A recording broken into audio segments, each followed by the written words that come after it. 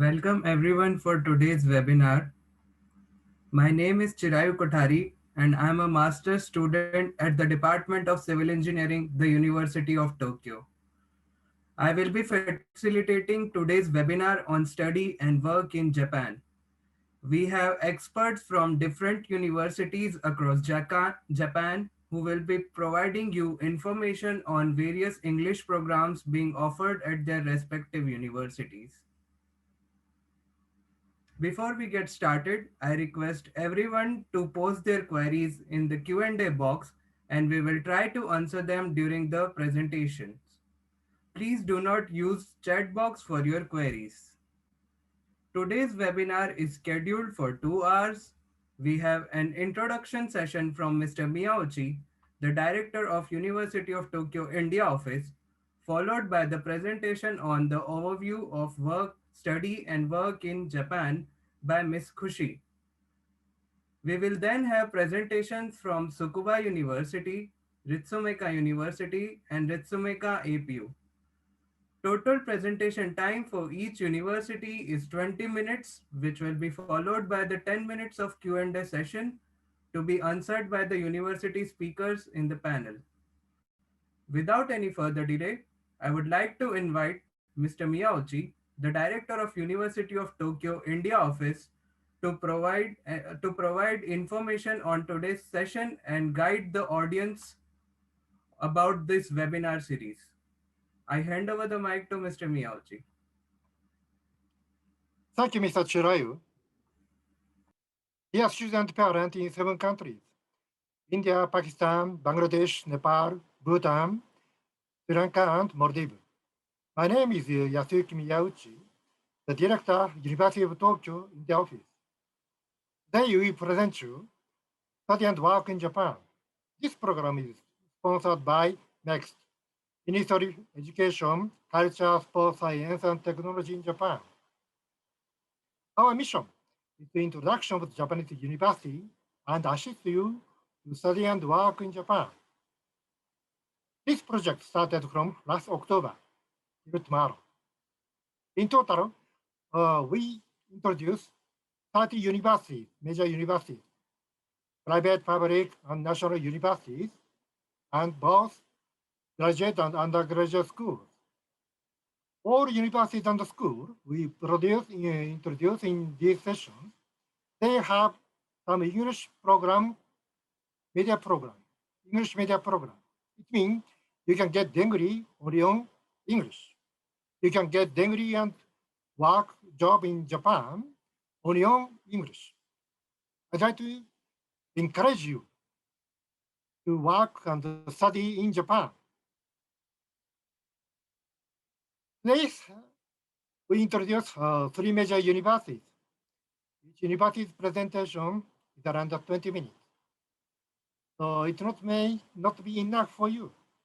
In such case, please contact directly university. You can get good answer, I'm sure. They are ready to help you. Me too. I believe this program will help you. And this is my great pleasure if you consider Japan as one of your future options. Please enjoy today's session. Thank you. Mr. Chirayu, please go ahead. Thank you, Mr. Miyauchi, for your valuable insight and guiding this audience about the webinar series. Next, we have Ms. Khushi, an undergraduate student at Kyoto University, to guide us on study and work in Japan. Ms. Khushi. Thank you, Mr. Chirayu. I'll share my screen right away.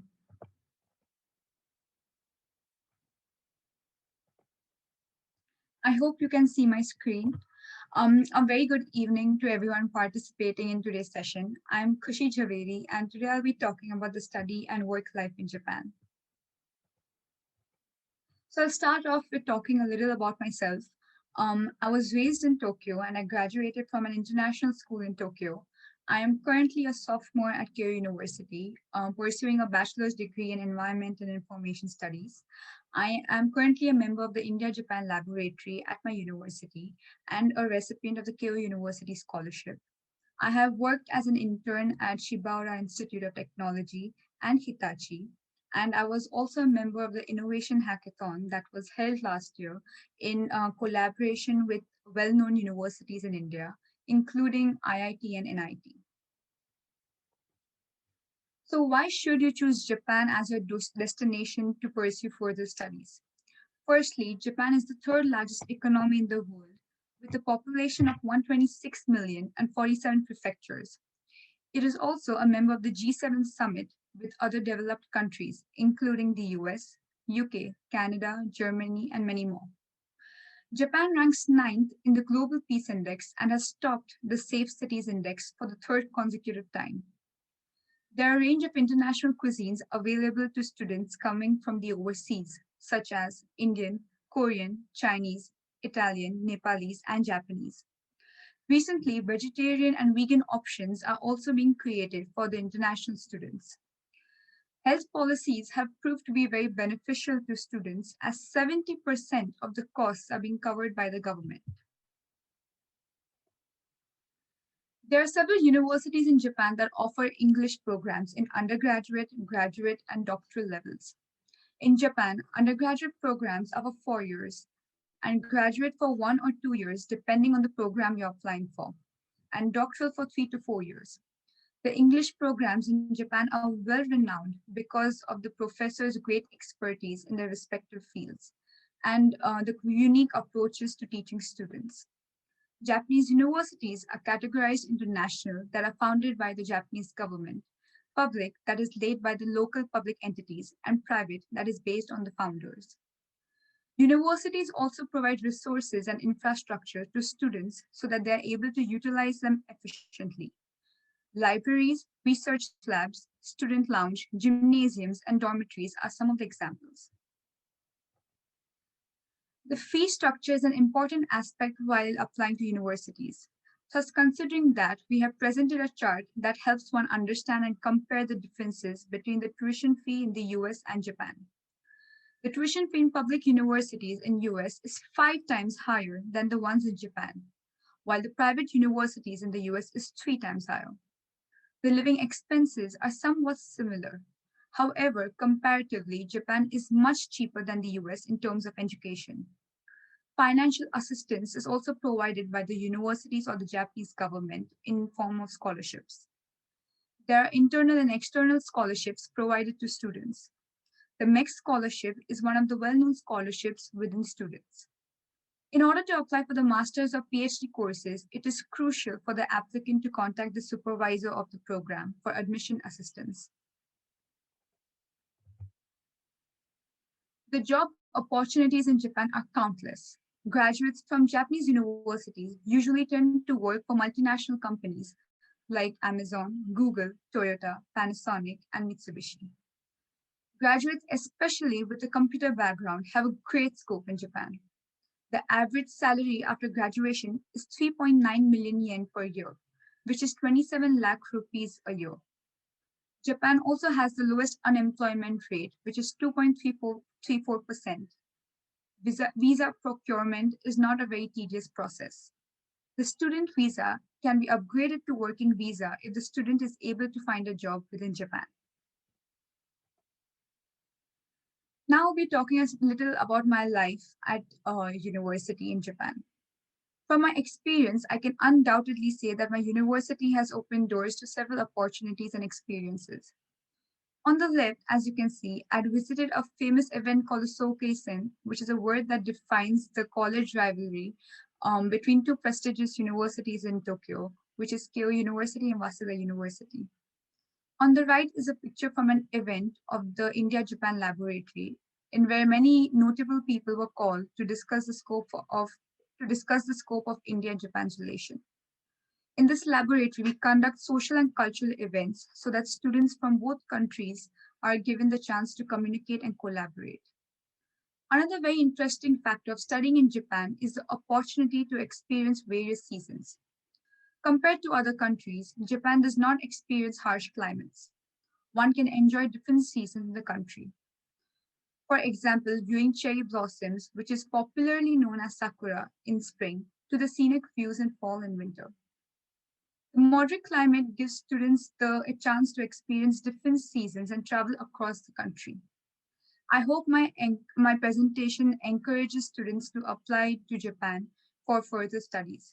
And I hope I was able to give students and parents an insight into into the study and work life in Japan. Thank you for listening and thank you for your time.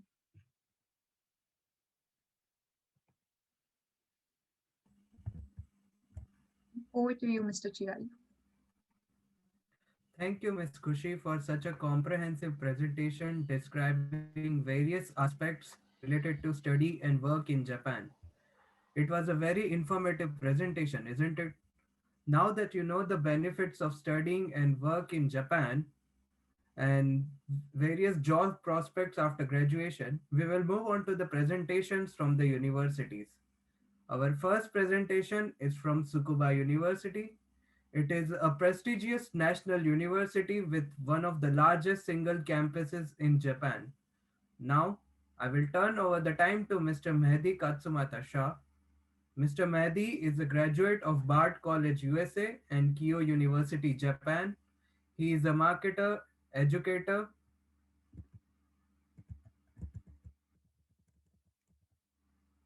and a project management professional and currently serve as a strategist at University of Tsukuba. He has extensive experience in providing strategic direction in achieving the organizational goals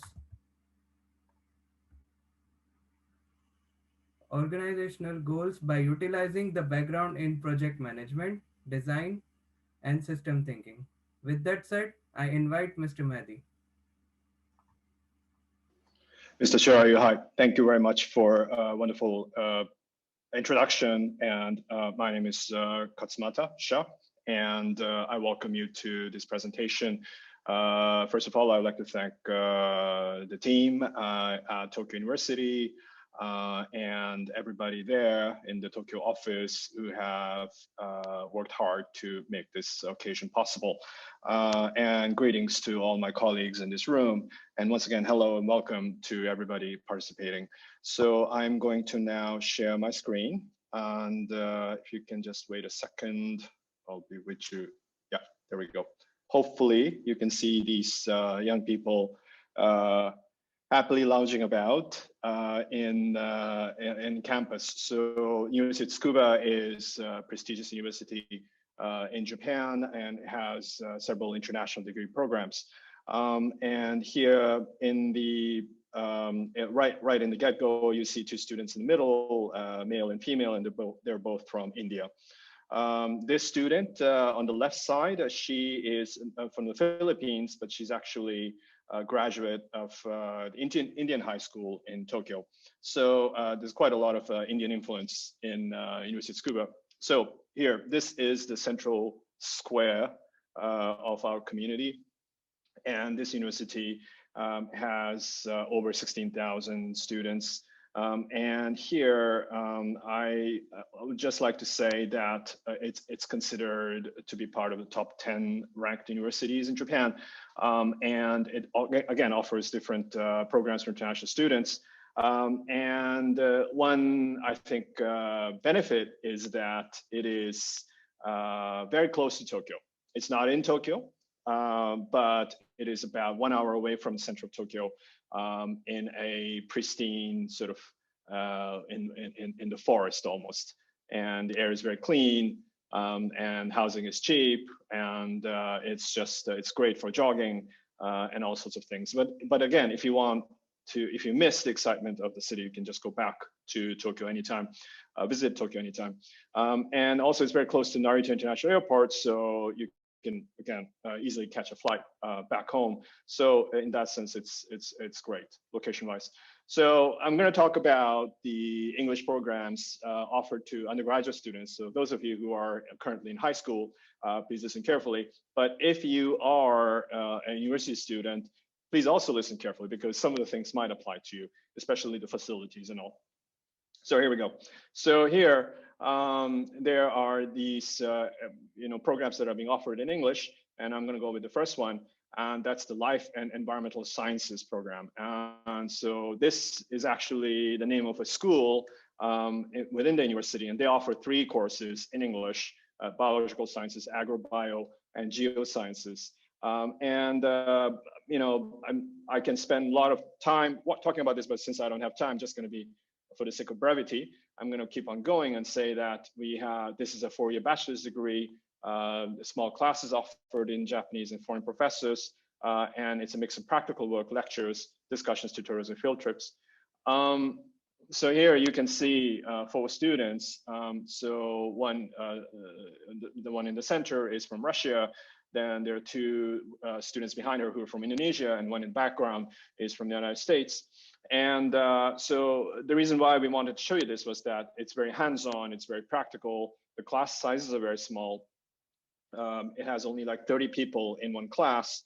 So, for example, if you go into University of California system, for example, you see, let's say, Davis or Berkeley or something like that, you can expect to have hundreds of students in a 101 level biology class.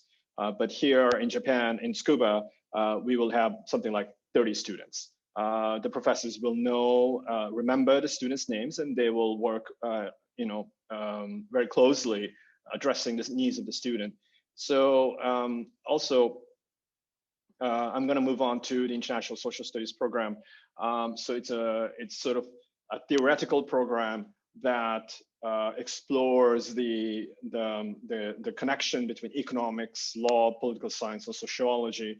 And here, this is some of the work that has been done by our students. If you take a look at the first one, Shifting the Battle, Policy Reform as a New Strategy for the Mexican War on Drugs. Obviously, it was done by one of our Mexican students who was very concerned about the drug war in Mexico, and so she took a really close look at it.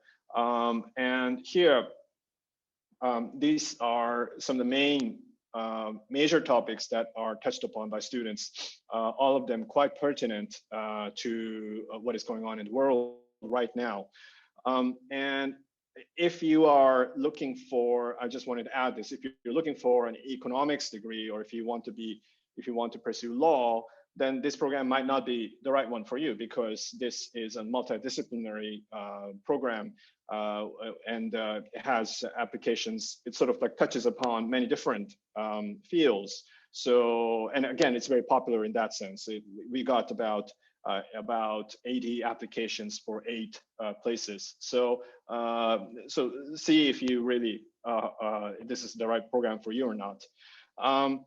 This is very theoretical, but if you are looking for a degree in global issues in a more practical sense, then you want to look at the bachelor's program in global issues. So it really lies at the intersection of environmental studies and human studies. So it's sort of like a mixture of the sciences and the social sciences. But the reason why it's mixed together is for solving global issues. I'm sure you've seen these 17 SDGs, 10 years left, less than 10 years left, set up by the United Nations. And these are 17 highly ambitious goals that have been set by most countries in the world, and many corporations and organizations and also education institutions like us have taken them up. And our contribution to this, in this case, in this context, is to provide human resources who could answer to the questions that are being set forth by or posed by SDGs. So here, these are all done in sort of like a problem-based learning style. So students are given a problem and they have to solve them. And if you take a look at the whiteboard here, it's hard to read, but it says effective measure of utilizing vacant area. So, so they're sort of like dealing with an urbanization problem and overcrowding problem, which I'm sure that you understand as much as we do in Japan. So now here, these are some of the topics that have to be studied in this program. And again, the purpose is to get knowledge and then ultimately jobs in sustainability related issues, or as an environmental officer in large corporations, and so on and so forth. Okay. And then the next topic is interdisciplinary engineering. And I think that you can now see or hear a common thread there. A lot of our things, our offerings are inter or multidisciplinary. And in this case, it is a cross between energy, electronics, optics, robotics and mechanics, modeling simulations, and the materials engineering. And so all these disciplines get together and they scholars from all these disciplines get together and they talk about how to solve some real problems posed by society. But the focus is engineering. So here, I'll give you an example of why it's called interdisciplinary engineering. Everybody has a smartphone. I'm sure you have it. I have it. Everybody has it. And you cannot make a smartphone without the presence of conductive polymers, or otherwise known as polyacetylene. And this is basically, it's possible to conduct electricity in something which is akin to plastics. So this principle was discovered by three professors, Professors Heeger, McDermott, and Shirakawa, each coming from different disciplines. And Professor Shirakawa was a scuba professor, by the way. And so they got together and they collaborated on this project and they succeeded and they were awarded with Nobel Prize in chemistry, even though it's not really chemistry, it's a lot of things, in the year 2000. So we want to replicate that sort of like interdisciplinarity and in exchange of skills and knowledge needed to solve really real problems. If you look at it, you are looking at a robotic suit, like an exoskeleton top left. You're looking at a microsatellite right next to it. You're looking at a new material here. You're looking at a laser experiment happening and so on. So these are kind of things that students will work on. And it's a really kind of tough course in that sense, because you're sort of going in deep, but also taking on many different things. So if it sounds soft to you or easy to you, then you have the wrong impression. It's a very tough program. So here, these are the topics that the students will touch upon, and I would say that you will be given a sort of like a gamut of the whole spectrum, so to speak, and then you will sort of focus on smaller and more. You will tighten your focus by the fourth year. If you speak I'm going to change topic now. If you speak Japanese, but you're not native level, let's say you are intermediate level, let's say you're JLPT, if you study Japanese, you understand what I'm talking about, is N2, N3, you can apply for Japan Expert Program. So it basically is a course that gives you passage to these four majors at Tsukuba: the healthcare course, the Japanese language teacher course, the agriculture science course, and then art and design course. And you can sit alongside native Japanese students after doing a crash course and doing some basic core courses in Japanese culture and language. Again, this is you have to earn, usually a student at Tsukuba has to earn 124 credits, 124 credits to graduate. In this case, in this program, you have to earn 139 credits. So it's a really tough program, but very popular among students who have been studying Japanese. The deadline for this is the end of March, so this year. So it's possible to apply for this one, and also it's possible to apply for the BPGI, the Global Issues Program that I talked about earlier. I'm going to remind that to you later. So here. The students again have repeating this, but there's a very strong focus on practical lab research and so on. And here the students, if they apply, are given a stipend of $300 or $500 to spend on research materials. So this is a sort of like a unique program. And I'm saying this because I wanted to show or sort of accentuate how much this university cares about students' research motivation. Japanese language training is provided. You don't need Japanese to enter the program. But you do have to take 4 or 5 credits on Japanese. So this is actually a Japanese professor. He's from the United States, but his Japanese is so good now that he teaches it. These are some graduate destinations. 80% go on to master's programs, and out of who about 50 to 60% stay at Scuba. And the rest have gone on to Yale, to University College London, Michigan, UCLA, Tokyo, Berkeley. This student from Uganda, this year she went to Cambridge on a full scholarship. Oxford on a full scholarship, and she's applying for a Rhodes Scholarship to go to a PhD program there. She's brilliant. And 10% go to work immediately after getting the bachelor's degree, and about 10% do other things, such as opening these companies. These are some companies that have been started by our students. So please go ahead and scan this QR code and go on to our website, www.global.scuba.ac.jp. Unfortunately, the Life and Environmental Science, International Social Studies, Interdisciplinary Engineering for this current year is closed. It closed in December.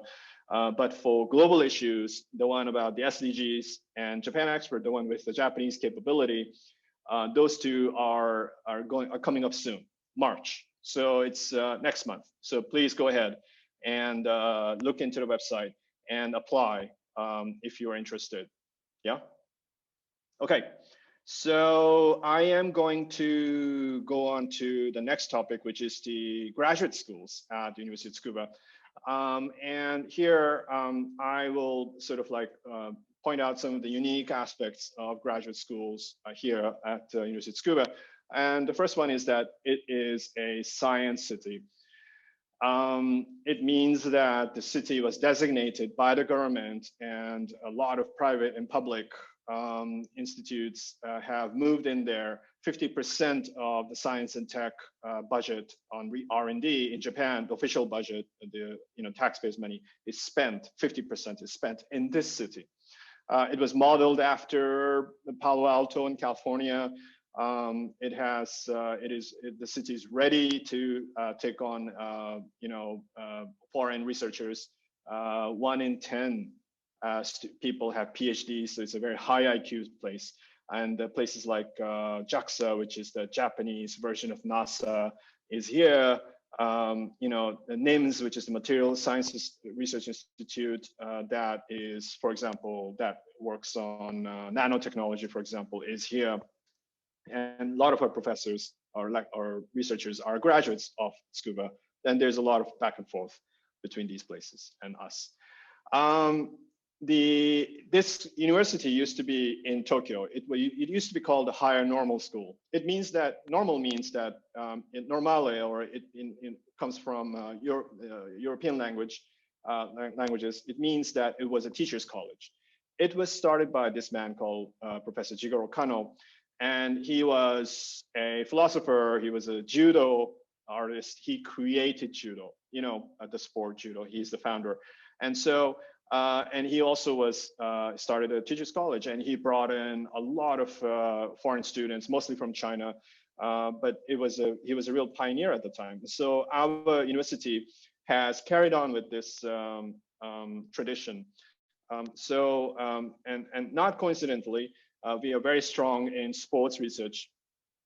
And not coincidentally, we are very strong in education research. So we work with local public schools on developing new kinds of curriculum and developing new kinds of curriculum for students with disabilities.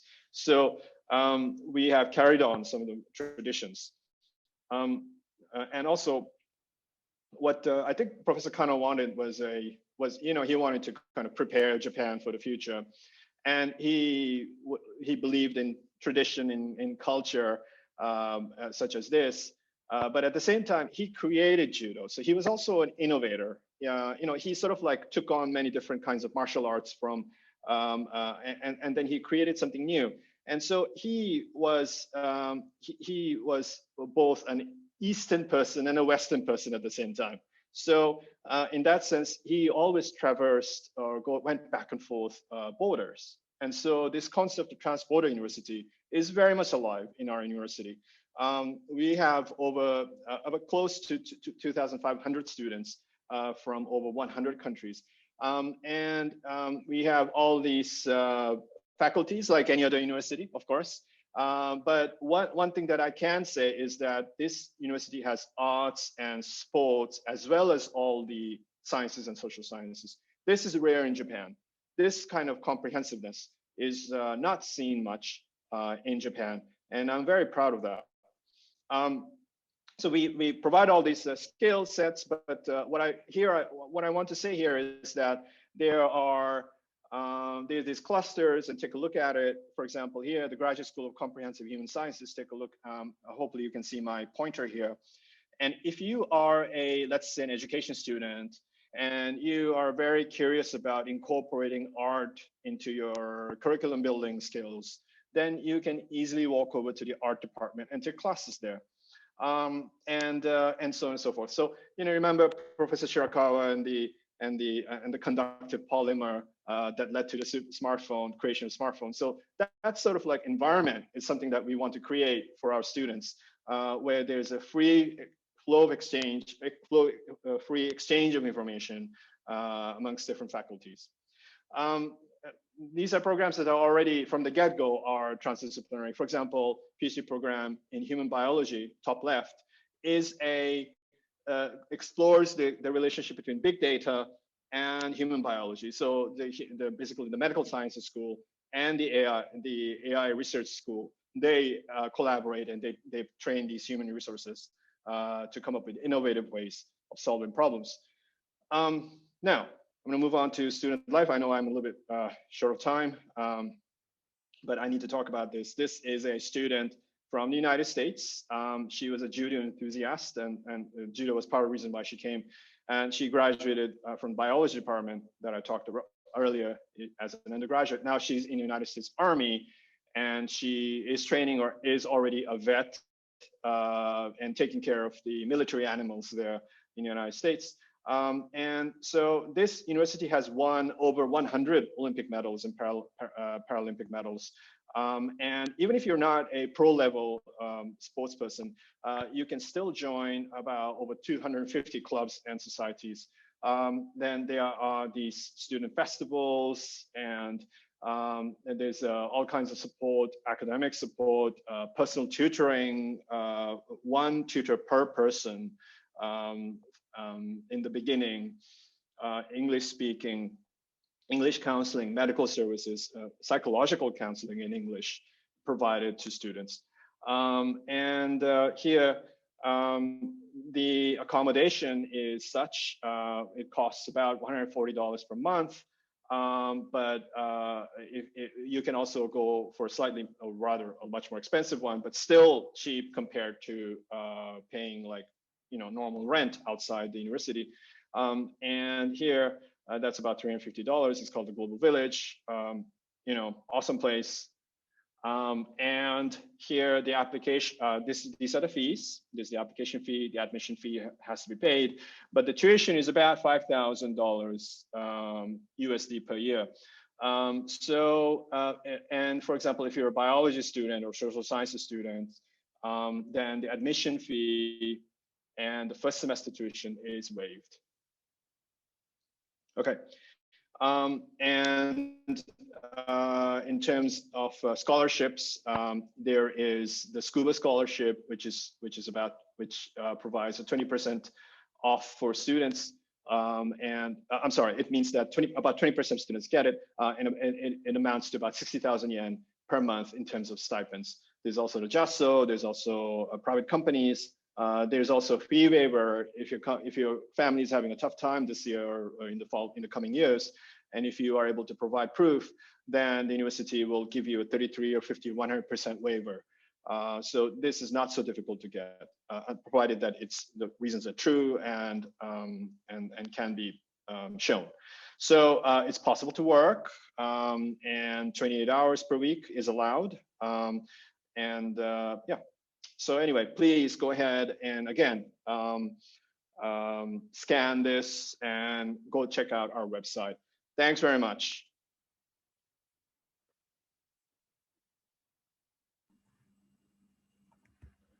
Thank you, Mr. Mehdi, for introducing various undergraduate and graduate programs that are being offered at Tsukuba University. We will have the Q&A session now, Okay. and I would like to pick up some of the questions from the Q&A box, and Sure. audience are also requested to post their queries if you have. Mhm. So there are few questions regarding the medical science. Okay. So what is the scope of medical studying medical Mhm. science at Tsukuba Sure. Sure. University for the Sure. Sure. international students? Yeah, here you have to be very, I have to be very frank with you. If you're looking to become, if you're looking to practice medicine, then this is not the right program for you. This is medical sciences. So I think that there's only one program in Japan that offers a training for practitioners. But it's very hard to get a license in Japan because you have to have like a very high level, native level proficiency in Japanese. But again, this program is, the department is very innovative. I showed some slides earlier, one slide earlier, a collaboration between the AI department and the human biology program. So they are coming up with ways to, solve some very serious issues in human health and public health. In terms of jobs, I would say that people become academics, first of all. And if not academics, then they work for pharmaceuticals or they work for in the medical industry. And that's how it's applied. Or some people might go back to their countries and use their already gotten medical degrees to get back to practicing.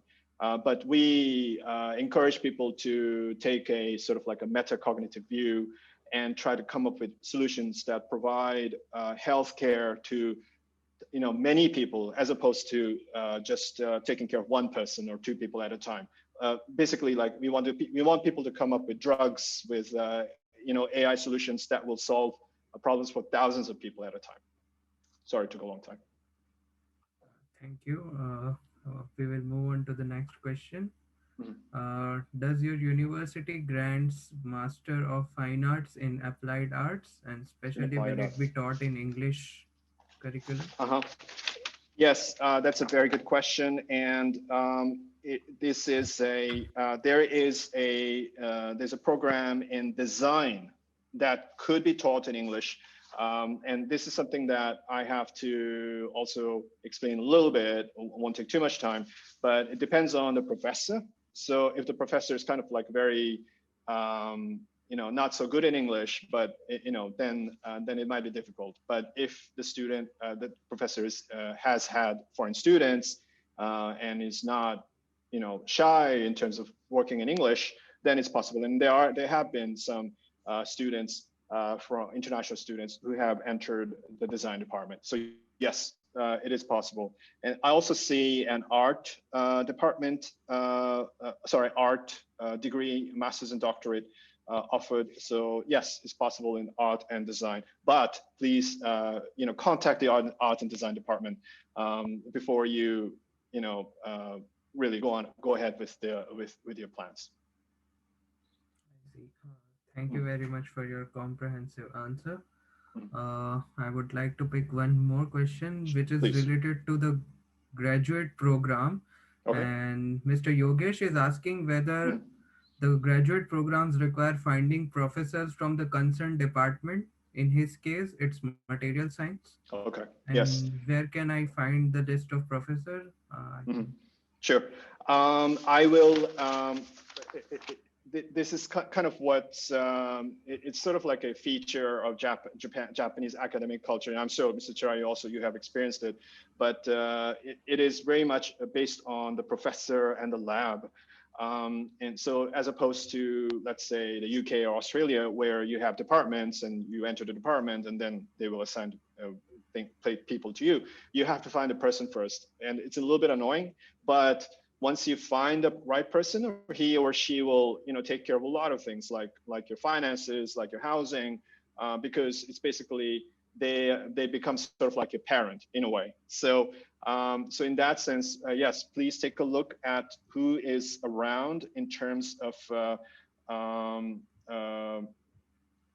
material sciences. I'm going to paste a link here. It's called Trios, and it is, where should I do it in the Q&A section?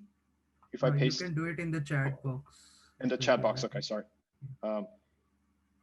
So I'm going to put it here in the chat box, and it's called trios.scuba.ac.jp. Trios is a site which is a directory of all the professors at Scuba. So if you put in a keyword, then you can find related people related to that. So then what you want to do is you want to look at the resume of the professor. You want to see whether it matches what you've been doing, or whether it stokes your interest.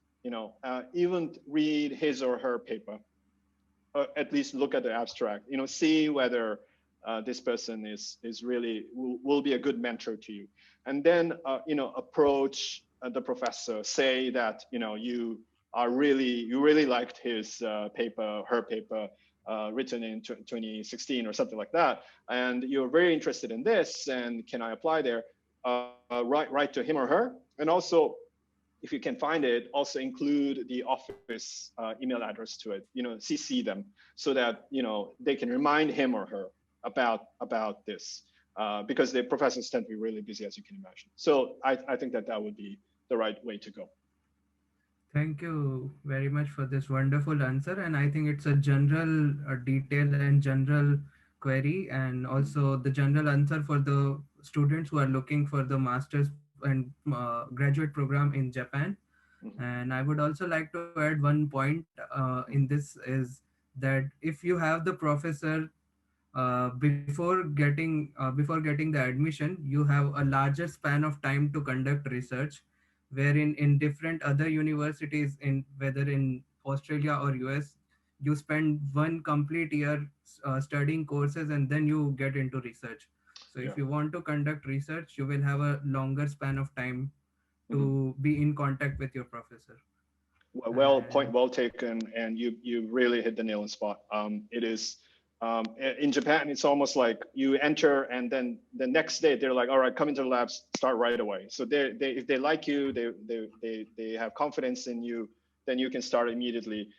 And this can be applied to undergraduates as well. That's what's great about Japan, is that if you're an engineering student, you start in your freshman year. But if you go to an engineering program undergraduate in the United States, you have to wait 2 years to get into a workshop. so there are many program related questions which can be directed to the respective departments at Tsukuba University. Yes. But there is one general question regarding the language and the Mm-hmm.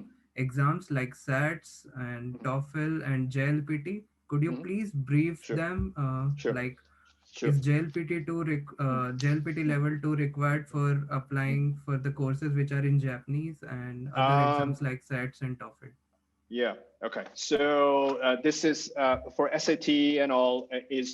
Let me start with language first. Okay. So if you are applying to an international program taught in English, there is no need for any Japanese testing. Okay. But if you're applying to a course taught in Japanese, then you have to take EJU and JLPT and these Japanese tests. I'm assuming that most people, most of the audience here, are not don't are not going through that route. But if you are, then please look into the Shihidai Gaikokujin Ryugakusei Seido. And if you speak Japanese, I think you just understood what I just said.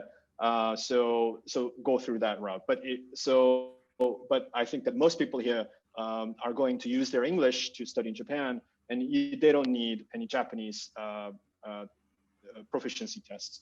In terms of, so it means that you need to show your English proficiency. But if you are, let's say, a high school student and you went to an international school where all the curriculum was 100% English, then you don't even need to take the English testing. Okay, so that's the language proficiency. Most probably, you need an English proficiency test, like like a TOEFL or an IELTS test. But compared to the UK, the requirements are much lower because Japanese people themselves are not that great in English, to be honest, right? So they don't need 7.5 in IELTS. They just need like 6.0. And in terms of SATs, and that's for undergraduate students, right?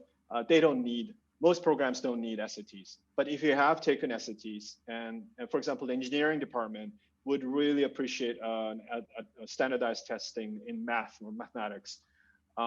So if you have that, like SAT or ACT, that would greatly help make the case, because it's a very sort of competitive program. But in most cases, they don't need an SAT.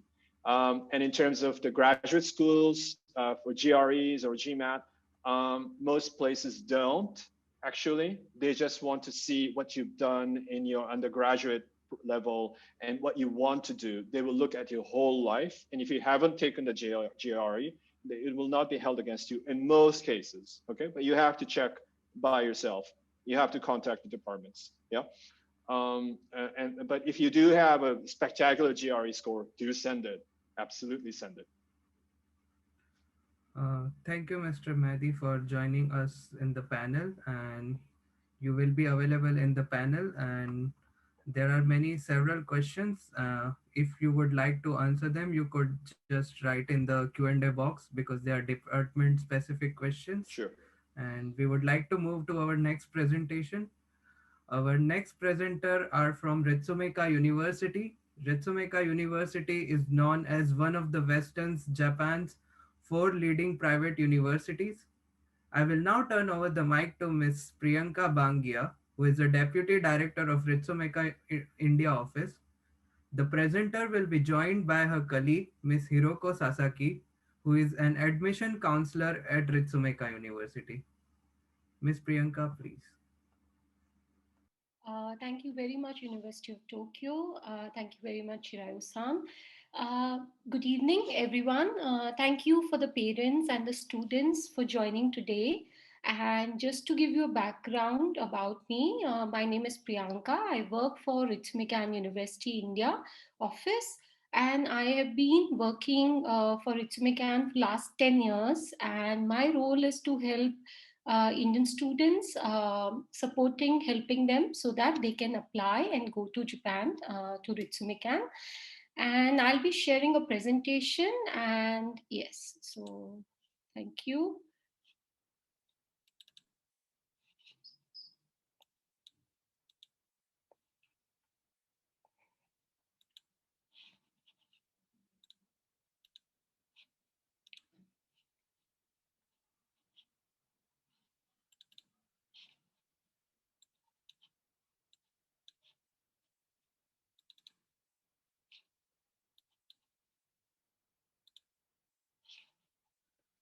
So this big R in Japan is very popular by the name of Ritsumeikan University.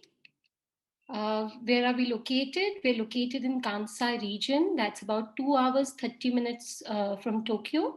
It's well connected by train, by plane, and by bus. We have 3 campuses, Shiga, Kyoto, and Osaka. They all are about 1 hour away from each other, and they are connected, very well connected from each other. So talking about Kyoto, Kyoto is a beautiful city. It's very historical, nostalgic, and student friendly. We have a campus in Kyoto. And then Shiga, it's very rich in nature, industrial, and relaxed. Shiga, we have our engineering campus, and this is the photo of the campus and the nearby area. So talking about Osaka, it's very vibrant, welcoming, and commercial hub. So when I talk about Kyoto as a city, so any tourist coming to Japan would visit Tokyo and Kyoto. So Kyoto is a very popular city for tourists and also very popular for students with so many universities having their campuses. So the 10% of population of Kyoto comprises of student population. So we are ranked as number 1 for safety. Kyoto, Osaka, Kobe is ranked number 1 for safety, that entire region. So talking about Ritsumeikan, we were founded in 1900, a very old university. We have about 16 undergraduate colleges, 20 graduate school. We are part of top global university Japan and with 36,000 plus students and 1 lakh applicants. So this is about the top global university. So this is the program that we are part of from 2014 to 23, and the role is to help Indian students. Talking about the research implemented from private sector industry, we are ranked number 1, and we get a research funding of 1.3 billion yen for the university for conducting the research. We rank number 1 in Western Japan for 139 foreign faculties that are teaching in the university. So there are about 2,450 foreign students from 71 countries in region as per May 2020 data. So when I talk about the international partner institution, we have 461 university and institution in 68 countries and region. In terms of study abroad opportunities, the student can do a 1 semester to a short program, and student, they don't have to pay extra and they can choose any of the study abroad opportunities that are available. During the COVID situation, so the university and the government both have really supported the children. So children whose family income has been affected by COVID were supported, and also the classes were happening online and there was a complete support to the students. There are about 430 clubs in Circle. Children can join any of them. So the part-time job, any student coming to Japan in any university is allowed to work for 28 hours per week, and they can find work on campus and off campus. So once they reach at the airport, they can easily apply for the work permit at the airport, and then they are at the university. Once they settle in, they can start looking for a part-time jobs. There's a complete student support is there once they come to the university. There's support like career planning, academic guidance, visa, housing and accommodation, student support, and on-campus medical support is available. So accommodation for all the campuses, we have accommodation either on or off campus. The off campus accommodation is about 5 to 15 minutes walking distance. You can take a bicycle, walk, or it's also connected by bus. So you can use any of the mode. There's a strong peer support once the child is in the university. There are about 3,280 student staff in the entire Ritsumeikan University to ensure that the student is completely supported in the university. We have a career planning office. The child can contact the career planning office, and whether the child wants to do the masters in Japan after the program or want to work in Japan, the complete career support is provided to the children. What are the key features? So the key features that I can talk about is the scholarship. We have a 20% tuition reduction that is given to every child who's applying to Ritsumeikan, and a 50 and 100% tuition reduction is based on the application and the interview, depending on the program. And we have accommodation on and off already mentioned, and there is a complete online interview. You don't have to send anything by courier, so everything, your application, interview, and the documents, everything is online. Only English is required, no Japanese is required. If you have any level of Japanese language proficiency, definitely it is benefited, because once you reach Japan, it will be very comfortable for you. But while you're applying for the program or when you're studying, when I talk about when you are studying, so in the program or to get through the university, no Japanese language is required. Study abroad opportunities, already mentioned, we have a wide range of programs available. So we have 2 collaborative degrees and 3 single degree. So I'll be talking about all of them. They are a 4-year full-time program.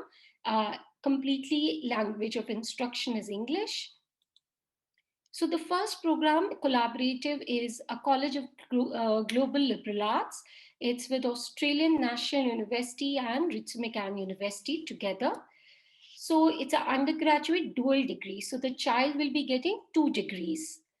And when I talk about this program, so 3 years the child will be studying in Ritsumeikan and 1 year in Australian National University.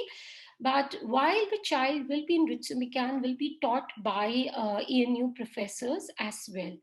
So these are the keywords that you can see: social change, evolution of market economy, design, society, knowledge, innovation, and many other keywords you can go through when I talk about the Global Liberal Arts Program, GLA. So ANU is #1 in Japan, 29th in the world, and 8th in the world of politics and international studies. So when I talk about the second program, that's also a collaborative degree with American University. It's in Washington, D.C. So the child will be studying 2 years in Ritsumeikan Kyoto campus and 2 years in Washington, D.C., America. And the child will be getting a BA in a global international relation. So some of the keywords are US-Japan relation, global and comparative governance, peace, global security, conflict resolution, and many others. So it's again a joint degree. It's a joint degree program. So this is about Washington, D.C., founded in 1893, ranked #1 in the IR field among the US universities. So then a single degree, it's called as a Global Studies major. It's in Kyoto campus, Kinogasa campus. And it's a 4-year program. It's called as Bachelor's of International Relation, BA in International Relation, with an intake of 100 students, April and September intake. And the keywords are international law, peace and conflict studies, security studies, international human rights, the United Nations global environmental issue, gender issues, race, and other global media, and other keywords are also there for the program. So when I talk about this program, it's fully accredited by APSIA. We are the only member in Japan who has full accreditation of APSIA. It's an association of professional school of international affairs, and the other member who are part of APSIA are American University, Columbia, Harvard, and Yale. So these are some of the Ivy Leagues that are part of it. So the fourth program would be Community and Regional Policy Study major. That's in Osaka Ibaraki campus, Osaka. It's called as BA in Policy Science. It's a 4-year program, September intake. And the keywords are urban planning for sustainable cities, community safety, development economics, environmental policies, global public policies, social welfare policies, and many others.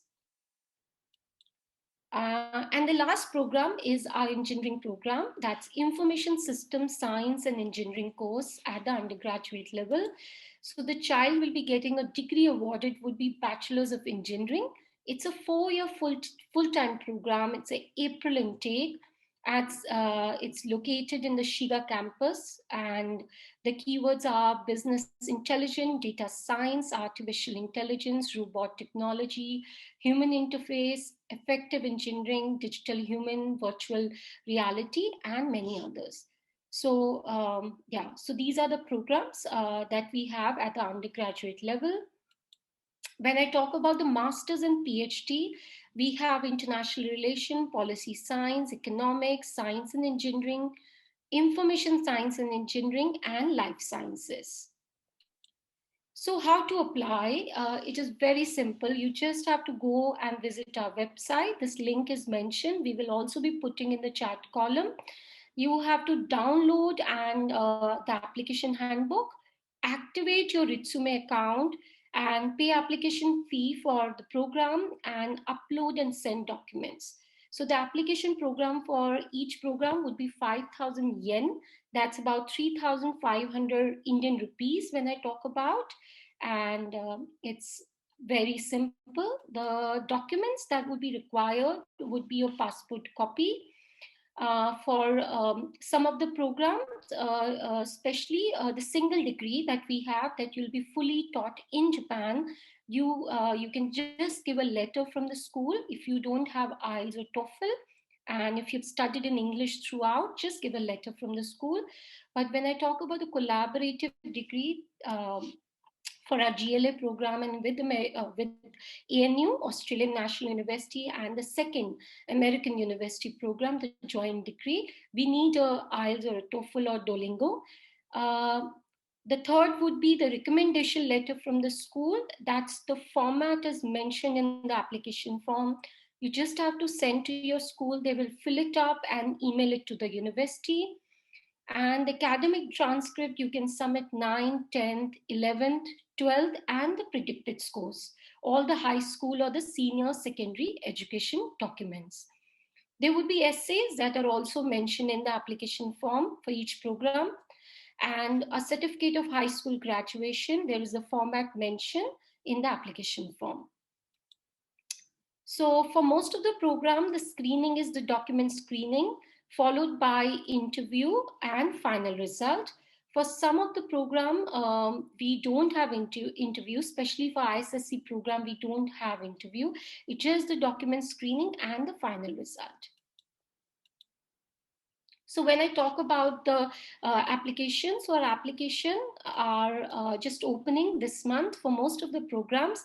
So it's on February 17th, our application is opening, and it's the deadline is March 9th, and you will get to know the result by these are the dates mentioned.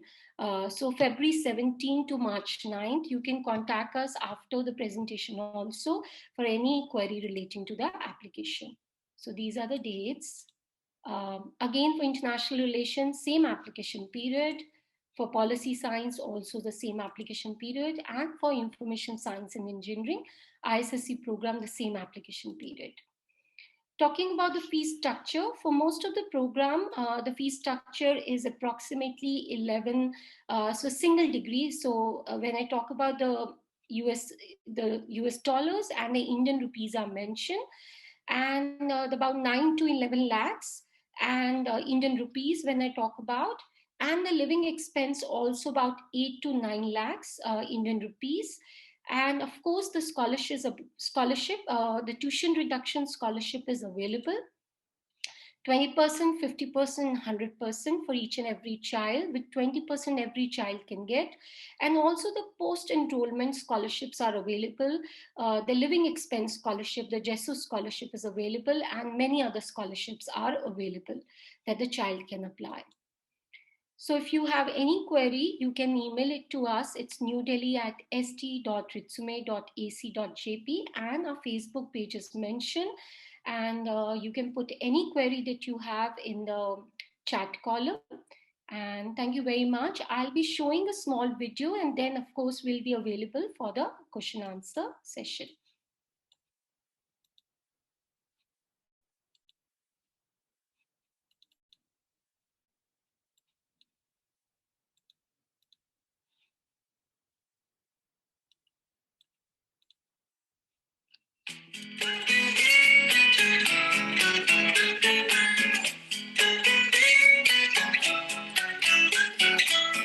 Take my hand and I'll be your guide.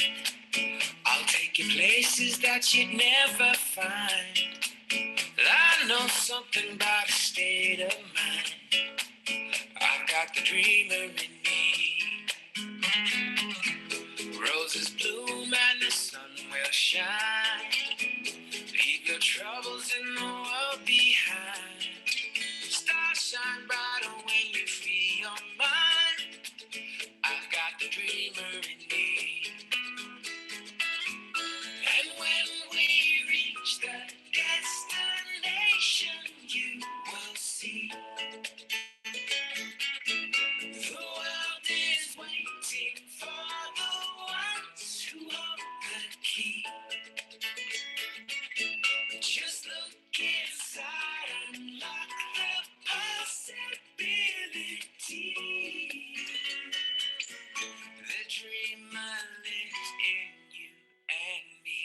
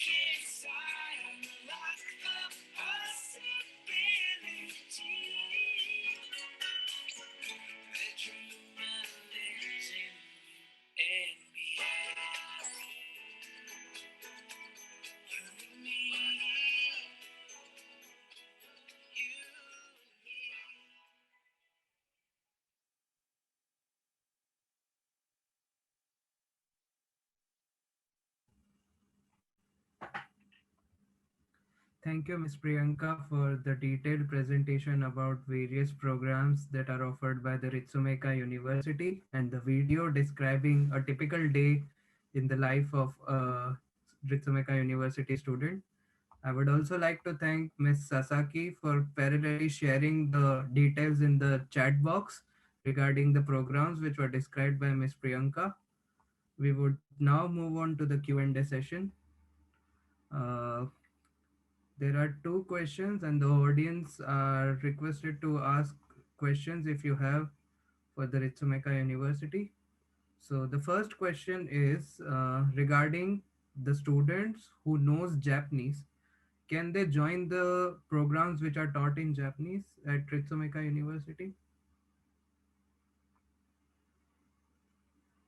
Yes, the student who wish to study there in Japanese, yes, you can apply to the Japanese medium programs. And then in that case, there you have to take the EJU there before, and then after that, there you will be called the interview. Yes, the application there is different from the English medium programs. I see. Thank you, Ms. Sasaki.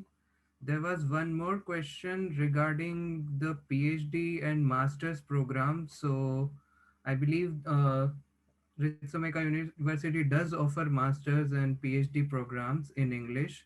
So would you like to throw some light on graduate programs as well?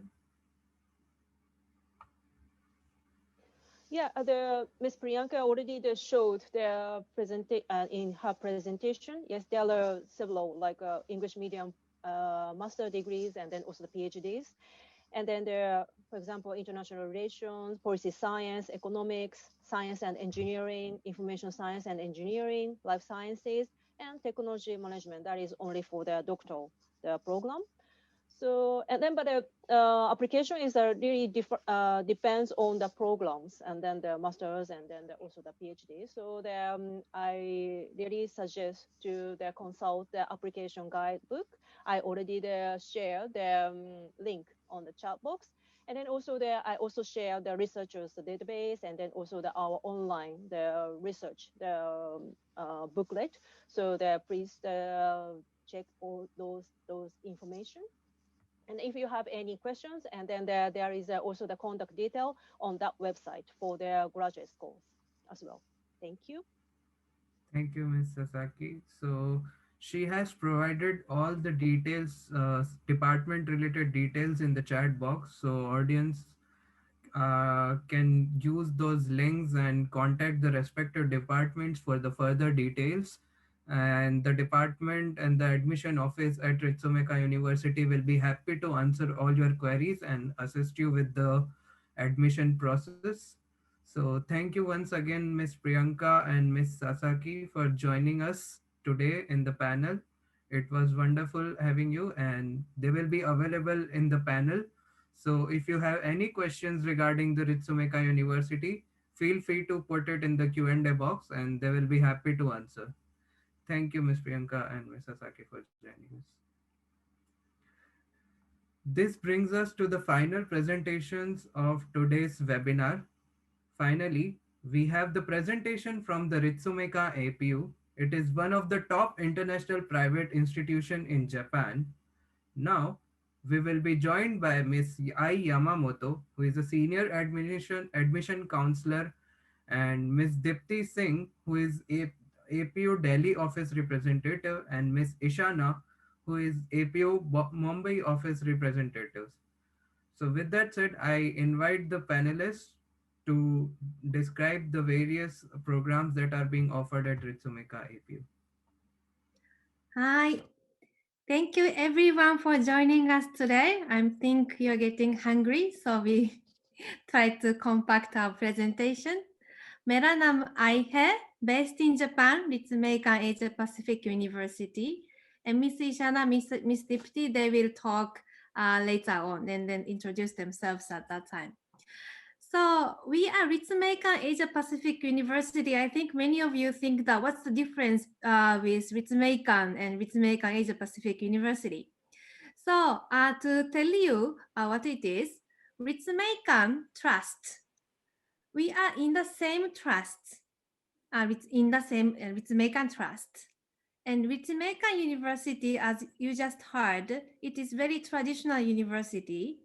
And then 20 years ago, they decided to make a very new university with new concept, which was Ritsumeikan Asia Pacific University, which is now we are presenting.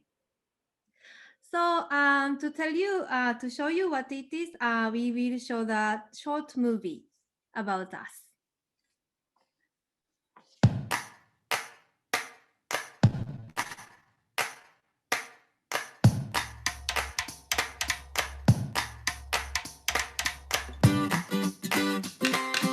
Hey guys, this is 2018 Spring Entrance Ceremony and I'm Saad. And I'm Ruth from APU Student Social Media Unit, and today we're on a mission. Saad, what's the mission?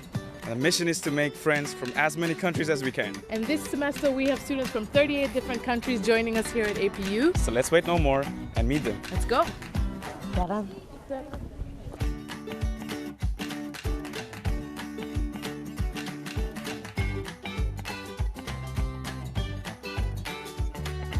Like, why did you choose to study in Japan? ラーメン一番好きですから。Ramen? ラーメン。 I like ramen too. I mean, Yeah, that's a... that was the main reason I came here. So guys, what's your name and where are you from? My name is Vivek Yogi and I'm from Nepal.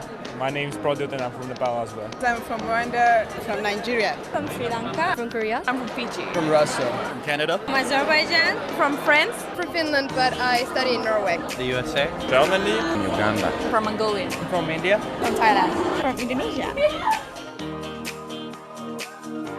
Diversity. Yes. Being able to meet a lot of people from different walks of life and backgrounds. It is a very small place, but it's also very friendly, and you have everything you need in the around you. And everyone is so friendly here. And so far I've found so many great kids with so many friends. Family here. We're a family here. That's great. It's pretty amazing. It's very different from home, but you really start to enjoy the culture. First of all would be the culture, I guess. The people are really nice over here. For me, it's also the same culture, and I really wanted to learn time management and business ethics from Japanese people. I like to engage with Japanese culture much more in APU. I want to engage with the locals, not just international students. I want to engage in local cuisine, local traditions, tea ceremonies, and etc. It's so beautiful. It's beautiful. I love it here. I feel like at home. I don't see the homesick. I don't. Yeah, me too. I feel like I'm at home. Everybody's so friendly, everybody's so just lovely. Everything is lovely in Japan right now. Well, it's a very multicultural community, so I aim to get a lot of friends here and make good relationships with people. 自分はパラリンピック障害者スポーツに興味あって、パラリンピックとかそういうのをサークルとかできたらいいなって思ってます。I'm looking forward to very many involvement and to learn new things from APU.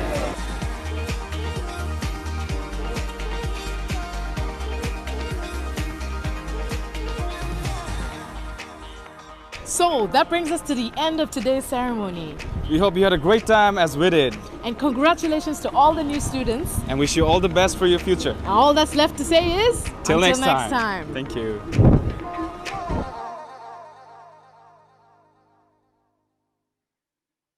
Thank you. Now we show the slide.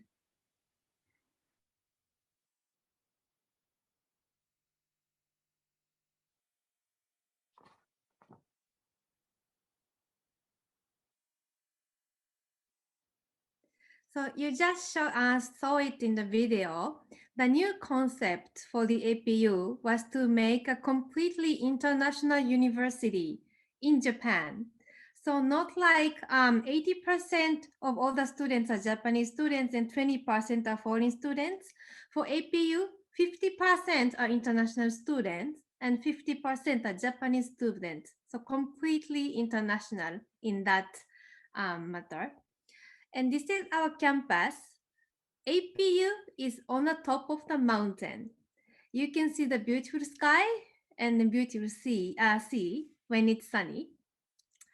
And if we look at the ratio of the students,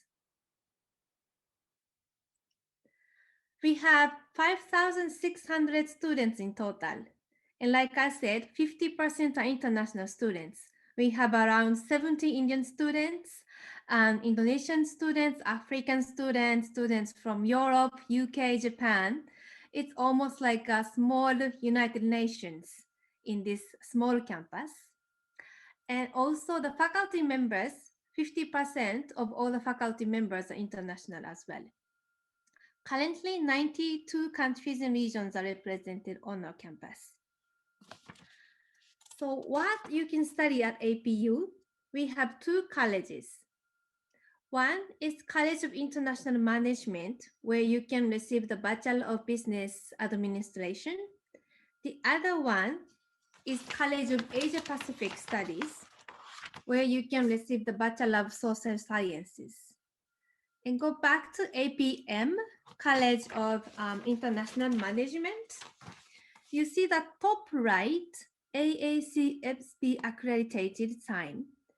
So for APM, we have this accreditation, which only top 5% of all the business school has this accreditation.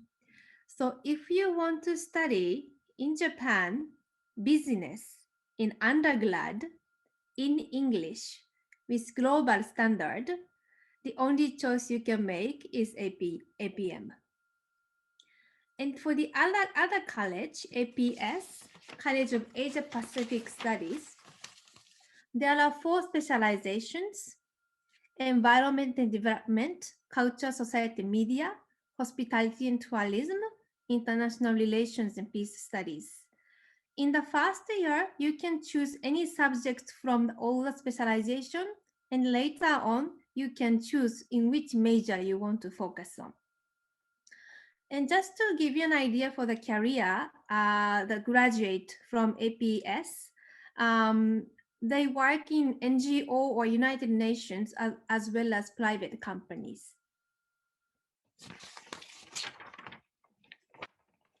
Let's go next.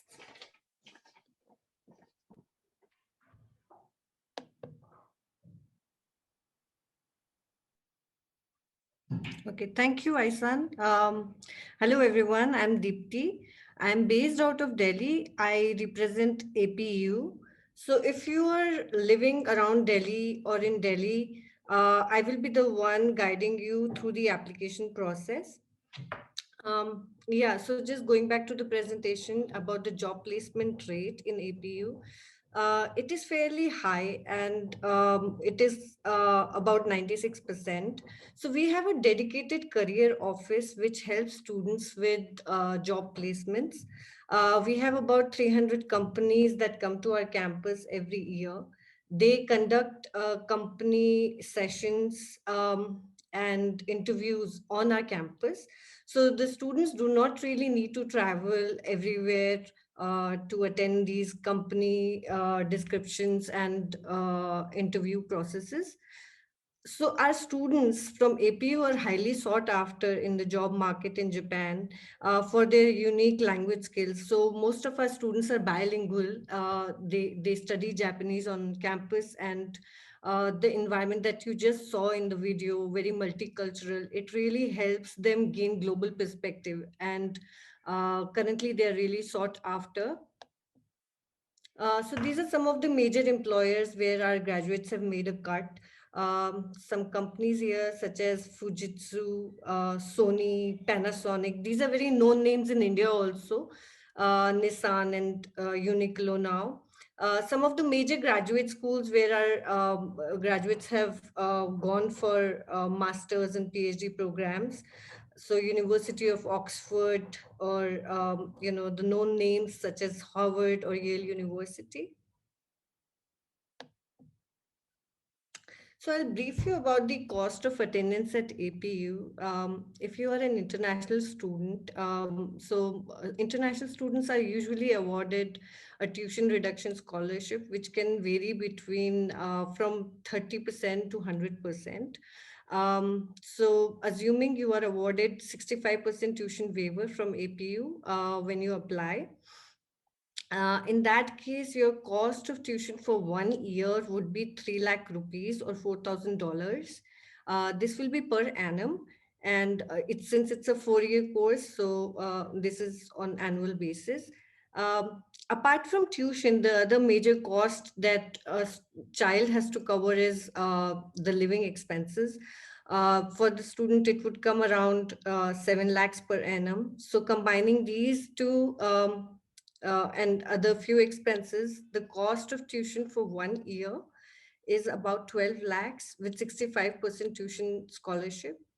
But having said that, there are other scholarships which are available to cover these 7 lakhs of living expenses. There's JASU scholarship. There are other scholarships from some of the multinationals and some prefecture scholarships as well. Yeah, so about our application process, we will start our application process from March 22nd, and it will be accepted till April 14th. And all our processes are online. So you have to log in online and fill in the application. Some of the documents that you will require, apart from your basic information, you will require 3 years of academic transcripts. That will be your 10th, 11th, and 12th mark sheet. 12th mark sheet, of course, would not be available as of now. So please get in touch with your counselors and principals, and they will help you with predicted scores. And we accept predicted scores as as an academic transcript for class 12. Other than that, we will need one letter of recommendation from any of your teachers. Um, we will need language proficiency test scores.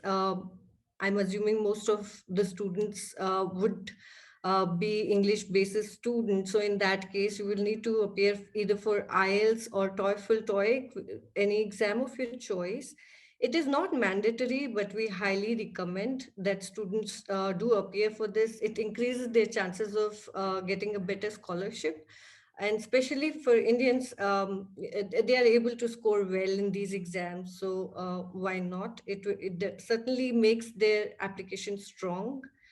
And when you apply, there's an application fee of about 5,500 yen, which is close to about 3,000 rupees. Other than these are some optional documents. If you have been a prefect, if you have been a part of any sport at national level, district level, please do submit those. They certainly make your application stronger and helps you receive a better scholarship. These are the cutoffs for the language proficiency exam. So for TOEFL, it is 75, IELTS, it is 6.0. We are also accepting home edition TOEFL and IELTS indicator test this time. So check the closest dates that are available and please do appear for these. So for the students, prospective students, whoever wants to experience APU, the lectures conducted in APU, we are giving you an opportunity with a mock lecture. So we have for both the colleges, for APM and APS, we have one lecture each.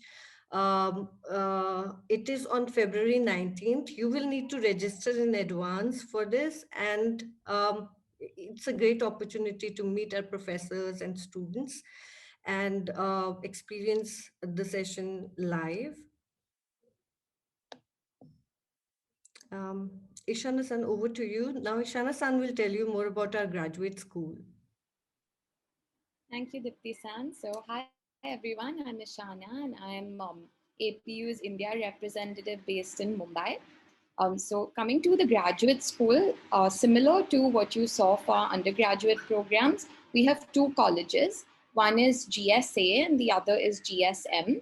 So this one is the Graduate School of Asia Pacific Studies, where you can choose a Master in Asia Pacific Studies or Master in International Cooperation Policy. And here are the various specializations, as you can see. We also do have a PhD in Asia Pacific Studies. So I must add that our graduate school in total, we have about 200 seats. So it's a lot smaller than our undergraduate offering. But there are some benefits such as, a very small student and teacher ratio, where students have a lot of personal interactions with their professors. So with the Graduate School of Asia Pacific Studies, we see a lot of our graduates going on to work for Ministry of Foreign Affairs, with government. We also have very close ties with the UN. We recently also conducted a webinar, especially for careers at the UN, where our president, Mr. Deguchi, was also, invited as a guest speaker. So this is about the Graduate School of Asia Pacific Studies. All of our courses are 2 years in duration. We can go to the next slide. Next, we have our our Graduate School of Management, which is our MBA program. And these are the various specializations that we offer. For the MBA program, again, it's a 2-year course. But here I must add that because of the accreditations that we have for our management school by AACSB and by AMBA, we do have a strict requirement of 3 years of full-time work experience for anyone applying for the management school.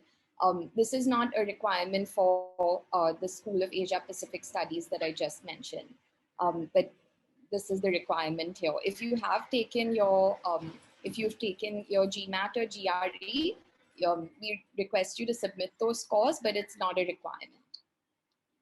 Yeah, next.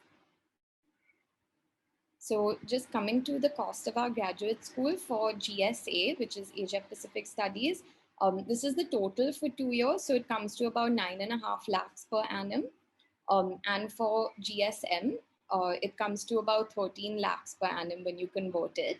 Of course, we do have our tuition reduction scholarships that we mentioned, similar to the undergraduate programs. And on top of that, of course, there are a lot of external scholarships that you can apply for, either with MEXT, with Asian Development Bank, and several others. So most of our students, in fact, 95% of our students are scholarship holders. And at the graduate school, we have 98% international students. So because all our courses are in English, you're not required to know Japanese prior to applying. We do have a very high number of international applicants. Student-teacher ratio is 3:1. So as I mentioned, you do get a lot of interactions with your professors and a lot of hand-holding. So we have our upcoming deadline is March 31st if you want to enroll in September 2021. And we'll be sending you this presentation so you'll have all the details.